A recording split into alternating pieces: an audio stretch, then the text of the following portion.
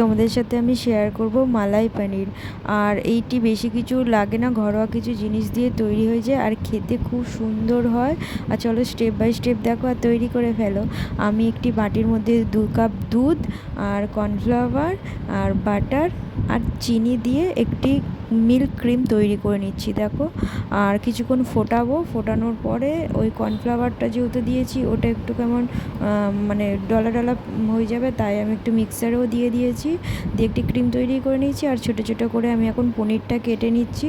দেখো আমার পনির কাটা হয়ে গেছে। এবারে আমি কড়ার মধ্যে সাদা তেল দিয়ে পনিরগুলোকে ভেজে নিচ্ছি দেখো।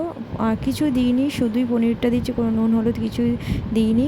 হালকা করে ভাজতে হবে, বেশি ভাজার দরকার নেই। তারপরে আমি কড়ার মধ্যে সাদা তেল, ঘি আর গোটা গরম মশলা জিরে ফোড়নে দিয়ে দিয়েছি। তারপরে কাঁচা লঙ্কার আদা বাটাটাও দিয়ে দিচ্ছি দেখো। তারপরে কাশ্মীরি রেড চিলি পাউডার আর ধনে গুঁড়ো দিয়ে দিচ্ছি, দিয়ে আমি কিছুক্ষণ কষাচ্ছি দেখো। আমি ওই যে ক্রিমটা তৈরি করে রেখেছিলাম সেই ক্রিমটা আর ওই কাজু বাদাম পোস্ত আর কিশমিশ বাটাটাও আমি দিয়ে দিলাম, দিয়ে আমি কিছুক্ষণ নাড়িয়ে নাড়িয়ে একটু কষিয়ে নিয়েছি দেখো। বেশি কষানোর দরকার নেই। তারপরে এর মধ্যে আমি দিয়ে দেবো গরম মশলা গুঁড়ো দেখো, আমি গরম মশলাটাও দিয়ে দিলাম। তারপরে এর টেস্টটা একটু দ্বিগুণ করার জন্য আমি দিয়ে দেবো এর মধ্যে কসুরি মেথি।